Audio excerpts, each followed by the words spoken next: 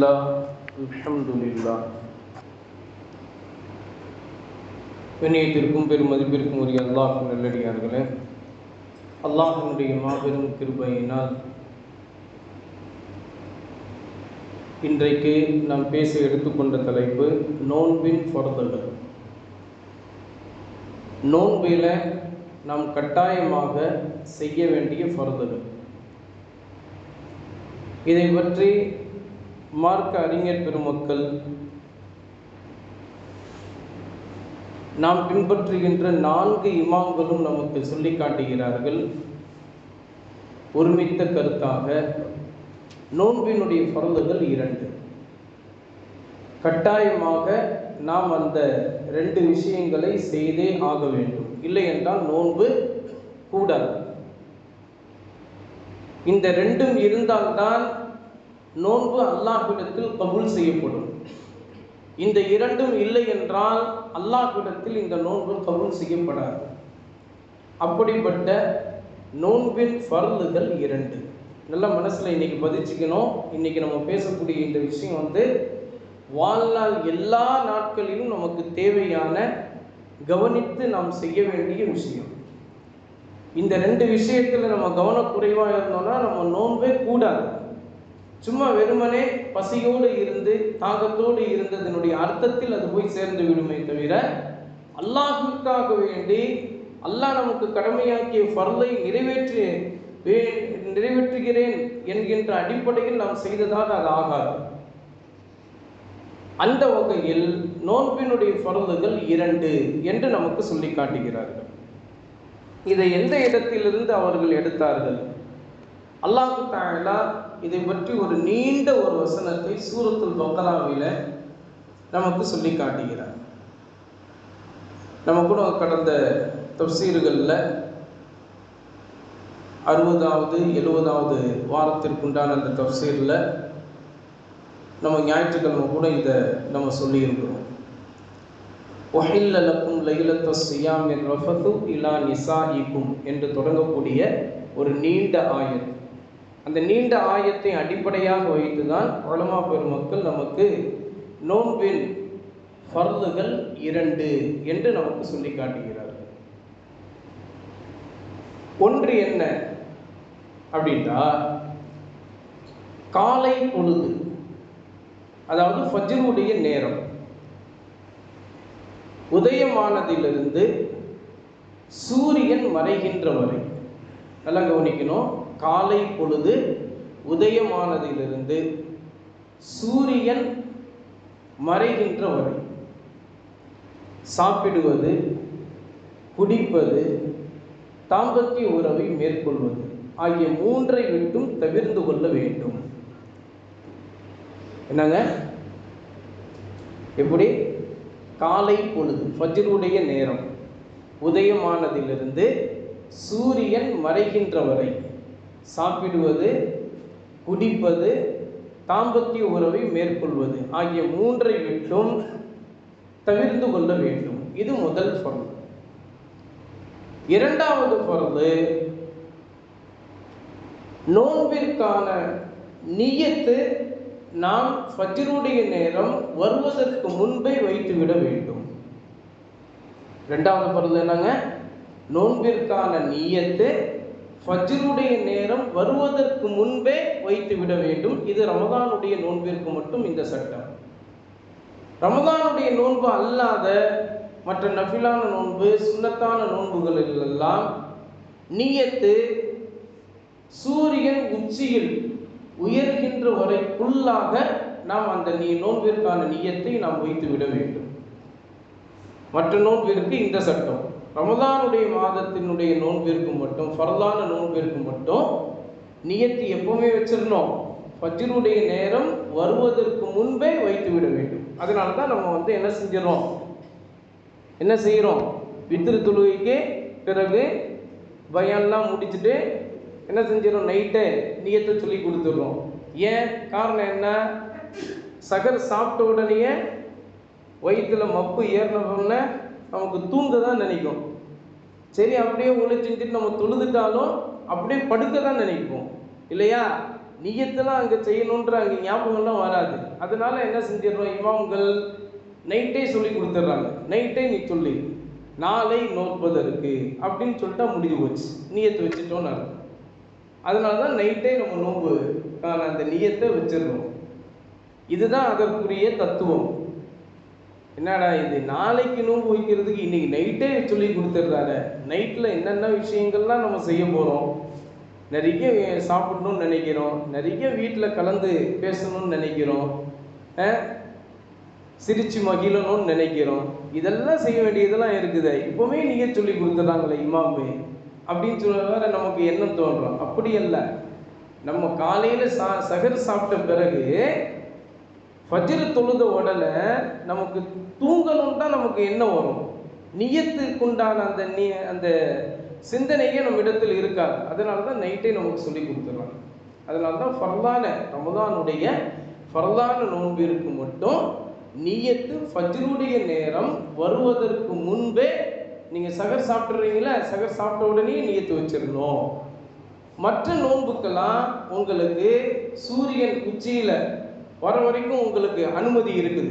காலையில் சகர் சாப்பிட்றீங்க, ஃபஜ்ரு தொழுதுறீங்க, போய் தூங்கிடுறீங்க, அதுக்கப்புறம் வேலைக்கெல்லாம் போயிடுறீங்க, நியத்துக்குண்டான அந்த ஞாபகமே வரல அப்படின்னா சூரியன் உச்சியில் வர்றதுக்கு முன்னாடியே ஒரு ஞாபகம் வந்தோன்னே உடனே அந்த நியத்தை என்ன செஞ்சிடணும், வச்சிடணும். அல்லது நைட்டு சகர் சாப்பிட்ட உடனேயே என்ன செஞ்சிடணும், அந்த நியத்தை வச்சிடணும். எப்படியோ ஆக மொத்தம் நஃபிலான நோன்பு சுன்னத்தான நோன்புக்கு சூரியன் உச்சியில் வருவதற்கு முன்பு வரைக்கும் நம்ம நோன்பு வைக்கிறதுக்கு அனுமதி உண்டு அப்படின்ட்டு மார்க்க அறிஞர்கள் நமக்கு சொல்லி காட்டுகிறார்கள்.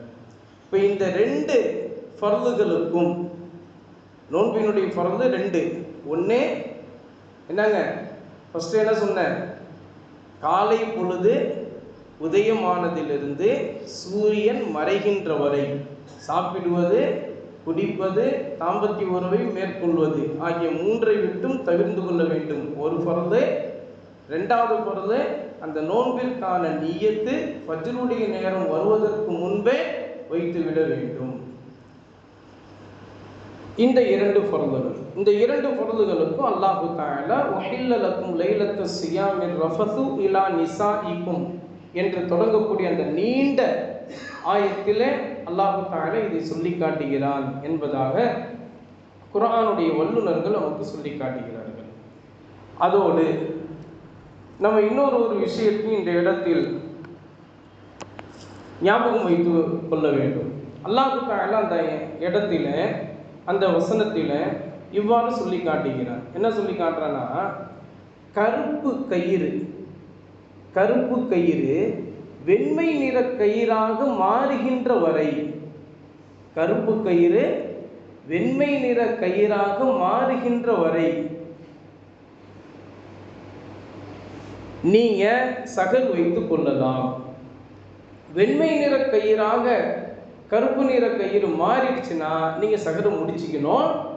அதோட நீங்க நோம்ப சும்மா திமுசியாம இல்லல்லை, இரவினுடைய நேரம் ஆரம்பிக்கின்ற வரை அந்த நோன்பை நீங்க தொடர்ச்சியா பரிபூர்ணமாக வைக்கணும் அப்படின்னு சொல்லிட்டு அந்த ஆயத்தில் அல்லாஹ் தஆலா சொல்லி காட்டுகிறார். இதை இறங்கின அந்த காலகட்டம், அப்பெல்லாம் விண்வெளி ஆராய்ச்சியோ எந்த ஒரு அறிவோ அதுக்குண்டான சிந்தனையோ யாருக்கும் கிடையாது இல்லையா. 1400 ஆண்டுகளுக்கு முன்னாடி இறங்கின இந்த ஆயத்து. இதை கேட்ட உடனே சஹாபாக்கள்லாம் என்ன செஞ்சாங்க, கருப்பு கயிறையும் வெள்ளை கயிறையும் எடுத்து தலகாணிக்கு அடியில் வச்சுக்கிட்டாங்க. கருப்பு கயிறையும் வெள்ளை கயிறையும் எடுத்து தலகாணிக்கு அடியில் வச்சுக்கிட்டாங்க. தலகாணிக்கு அடியில் வச்சுக்கிட்டு நைட்டு தராவிலாம் தொழுதுட்டு போய் அந்த தலகாணிக்கு இல்லை மேலே தூங்கிடுவாங்க. திடீர்னு முழிப்பு வரும், எந்திரிச்சு பார்ப்பாங்க, கருப்பு கயிறு வெள்ளை கயிறாக மாறுதா, வெள்ளை கயிறு கருப்பு கயிறாக மாறுதான்னு பார்ப்பாங்க. தலகாணியை தூக்கி பார்ப்பாங்க. எப்படி வச்சாங்களோ அப்படியே இருக்கும். கருப்பு கயிறு கருப்பு கயிறாகவே இருக்கும், வெள்ளை கயிறு வெள்ளை கயிறாகவே இருக்கும். என்னடா இது, அல்லாஹ் தஆலா குர்ஆன்ல சொல்றான், கருப்பு கயிறு வெள்ளை நிற கயிறாக மாறுகின்ற வரை சகர் வைங்கன்றான். இங்கே கருப்பு கயிறு வெள்ளை நிற கயிறாகவே மாறலையே, இங்கே ஃபஜ்ருடைய நேரமே வந்துருச்சு, என்ன செய்கிறது அப்படின்னு சொல்லிட்டு அந்த ரெண்டு கயிறையும் எடுத்துகிட்டு வராங்க.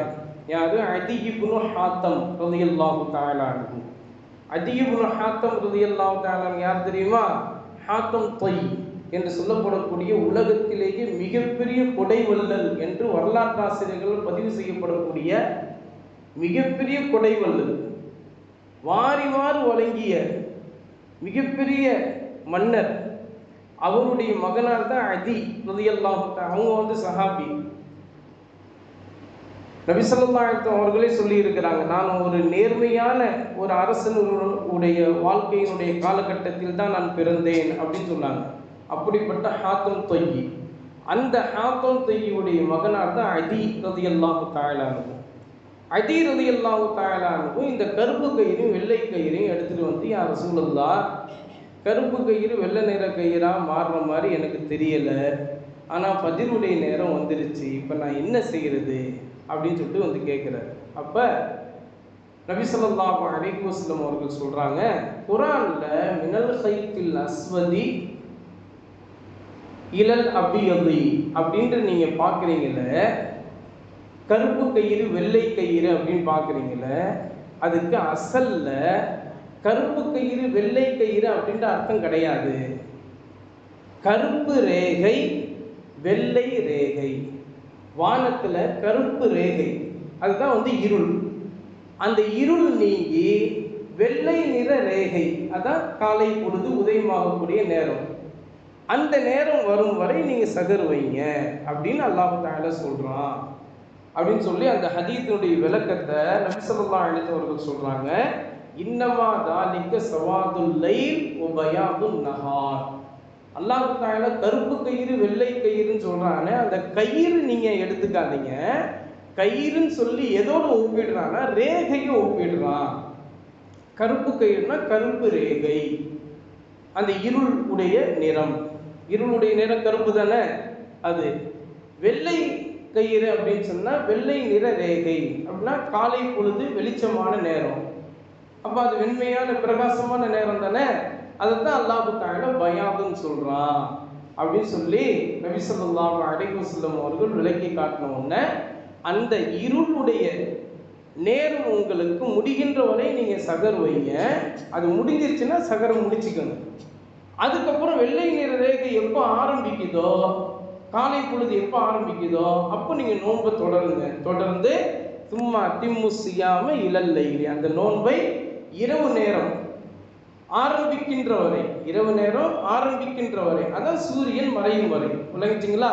அந்த சூரியன் மறையக்கூடிய அந்த நேரத்தில் வரைக்கும் நீங்கள் நோன்பை பரிபூர்ணமாக்குங்கள் என்று அல்லாஹ் தஆலா சொல்லி காட்டுகிறான் என்பதாக அந்த சஹாபாக்களுக்கு நபி ஸல்லல்லாஹு அலைஹி வஸல்லம் அவர்கள் இந்த விளக்கத்தை கொடுத்து விட்டு, நீங்கள் சஹருடைய டைமை கரெக்டாக சுபுகினுடைய பாங்கு சொல்லப்படுவதற்கும் நீங்கள் சஹருடைய நேரம் முடிக்கிறதுக்கும், சஹர் சாப்பிட்டு நீங்கள் முடிக்கிறதுக்கும் இடைப்பட்ட நேரம் 50 வசனங்கள் ஓதக்கூடிய அளவுக்குண்டான நேரமாக இருக்க வேண்டும் அப்படின்னு சொன்னாங்க. இப்போ இது எதற்காக வேண்டி சொல்கிறோன்னா, நம்மள சில பேர் வாங்கு சொல்கிற வரைக்கும் சாப்பிட்லாம், வாங்கு சொல்கிற வரைக்கும். அதுலேயும் சில பேர் என்னென்னா, மோசன் சாப் அல்லாஹு அக்பர் அல்லாஹ் அக்பர் லா இலாஹ இல்லல்லாஹ் வரைக்கும் கருத்துண்டு சாப்பிட்லாம், கறித்துண்டு சாப்பிட்டுக்கிட்டே இருக்கலாம். அவர் எப்போ லா இலாஹ இல்லல்லாஹ் முடிக்க போகிறாரா அப்போ ஒரு டம்ளர் தண்ணி எடுத்து ஹலாஸ் முடிச்சிருது. அப்படிதான் நம்ம இந்நாள் வரைக்கும் அப்படி தான் செஞ்சுக்கிட்டு இருக்கோம் இல்லையா? அப்படி செய்யக்கூடாதுங்க. சரி, 50 வசனம் ஓதக்கூடிய அளவுக்கு இடைப்பட்ட நேரம் இருக்கணுன்றீங்களா சார்? அது நீங்கள் 50 வசனம் ஓதுனீங்கன்னா ஒரு 10 நிமிஷம் 15 நிமிஷம் நீங்கள் முடிச்சிருவீங்க. நாங்கள் ஓதணும்னா ஒரு நாள் ஃபுல்லாக ஆகுங்க. 50 வசனம் நீங்கள் உட்காந்து ஓதுங்க, குர்ஆனுடைய வசனம் 50 வசனம் நீங்கள் ஓதி முடிக்கிறதுக்குள்ள ஒரு நாள் ஃபுல்லாக ஆயிரும். நீங்கள் ஓதுற கணக்கு இல்லை. குர்ஆனை மனனம் செய்த ஹாஃபிது ஒரு 50 ஆயத்து ஓதுறதுக்கு உண்டான நேரம் எவ்வளோ அப்படின்னா 12லிருந்து 15 நிமிஷத்துக்குள்ளே முடிச்சிருவார். 12லிருந்து 15 நிமிஷத்துக்குள்ளே ஒரு 50 வசனம் ஓதக்கூடிய அளவுக்கு உண்டான நேரம் அதுதான். அப்போ அதனால் வாங்கி இப்போ நம்ம எத்தனை மணிக்கு சொல்கிறோம்? 5:11க்கு சொல்கிறோம் அப்படின்னா நீங்கள் எப்போவே முடிச்சிடணும் சொல்லுங்கள். 4:50க்கெலாம் முடிச்சிடணும். 4:50 55க்கெலாம் என்ன செஞ்சிடணும்? நீங்கள் சகரை முடிச்சிடணும். நீங்கள் என்ன செய்யக்கூடாது? 5:11 வரைக்கும் சாப்பிடக்கூடாது. 5:11 வரைக்கும் சாப்பிடக்கூடாது. அது ஃபஜ்ருடைய நேரம் உதயமாயிடுச்சு. நபி ஸல்லல்லாஹு அலைஹி வஸல்லம் என்ன சொல்றாங்க, ஃபஜ்ருடைய நேரம் உதயமாகி விட்டால் சஹரை முடிச்சிடணும். அதுக்கு முன்னாடியே நீங்க அது வரைக்கும் என்ன செய்யக்கூடாது, சாப்பிட்டீங்கன்னா உங்க நோன்பே கூடாத. அதை இந்த நல்ல நேரத்தில் நீங்கள் மனதில் பதிய வைத்துக் கொள்ள வேண்டும். அதே மாதிரி நம்ம நோன்பு திறக்கிறோம். நோன்பு திறக்கிறத சீக்கிரமா நோன்பு திறந்துருங்க. ஏன்னா நபி ஸல்லல்லாஹு அலைஹி வஸல்லம் சொல்லியிருக்காங்க, சஹருடைய நேரத்தை பிற்படுத்துங்கள், நோன்பு திறக்கக்கூடிய நேரத்தை முற்படுத்துங்கள். சூரியன் மறைஞ்ச கையோட உடனே டப்புன்னு நோன்பு திறந்துடலாம். நம்மள்கிட்ட உள்ள இடதுசாரிகள் யாருன்னு உங்களுக்கெல்லாம் தெரியும். சூரியன் மறைஞ்ச டைம் உடனே திறந்துடுறான். 6:23ன்னு சொன்னால் அவனுக்குரிய டைம் 6:18. 6:18க்கு சூரியன் மறைஞ்சிருது, உடனே டப்புன்னு நோன்பு திறந்துடுறான். ஏன்னா நபி ஸல்லல்லாஹு அலைஹி வஸல்லம் சொல்லியிருக்காங்க, என்ன சொல்லியிருக்காங்களாம், சஹருடைய நேரத்தை பிற்படுத்துங்கள், தாமதம் வாங்க சொல்லி வரைக்கும் நீங்கள் என்ன செய்யுங்க, சாப்பிடுங்க. அதே மாதிரி இஃப்தாருடைய நேரத்தை நீங்கள் என்ன செய்யுங்க சொல்லுங்க. இப்போ இந்த அளவுக்கு இந்த ஹதீஸை வச்சு அவங்க ஆதாரமாக பேசுகிறாங்க. நம்ம நல்லா விளங்கிக்கணும். நபி ஸல்லல்லாஹு அலைஹி வஸல்லம் அவர்கள் இந்த இடத்துல என்ன சொல்கிறாங்க அப்படின்னு சொன்னால், சஹருடைய ஆரம்ப டைம் என்னன்னா 3 மணி. சஹருடைய ஆரம்ப டைம் என்னன்னா 3 மணி. 3 மணிக்கு எழுந்திரிச்சு நீங்கள் சாப்பிடணும்னு அவசியம் இல்லை. 3 மணியிலிருந்து நீங்கள் எந்திரிக்கணுன்றது கூட அவசியம் இல்லை. நீங்கள் 4 மணிக்கு எழுந்திரிச்சா கூட போதும். எழுந்திரிச்சு அதுக்கப்புறம் நீங்கள் நல்ல முறையில் உருலாம் செஞ்சுட்டு ஒரு 2 ரக்காத் தஹஜ்ஜுத்லாம் தொழுதுட்டு சஹருடைய டைம் முடிகிறதுக்கு முன்னாடி நீங்கள் என்ன செய்யுங்க, சாப்பிட்ருங்க. 4:50 4:55க்கு முடியுதா, அதுக்கு முன்னாடி நீங்கள் என்ன செய்யுங்க, 4 மணிக்கு எந்திரிச்சு ஒழுலாம் செஞ்சு 2 ரக்காயத்தெல்லாம் தஹஜ்ஜுத்லாம் தொழுதுட்டு ஒரு 4:15க்கு உட்காந்து நீங்கள் சாப்பிட்டீங்கன்னா ஒரு 4:45க்குள்ள முடிச்சிருவீங்க. இப்படித்தான் நபி ஸல்லல்லாஹு அலைஹி வஸல்லம் சஹருடைய டைமை இப்படி சொல்லியிருக்காங்க. அதே மாதிரி இந்த சூரியன் மறைஞ்சதுமே நோன்பு, சூரியன் மறைஞ்சதுமே நோன்பு திறப்பதை உடனே துரிதப்படுத்துங்கள் அப்படின்றான். அவன் சொல்றது கேட்காதீங்க, அவன் ஹதீஸையே விளங்காம சொல்றான். அவன் அப்படி கிடையாது.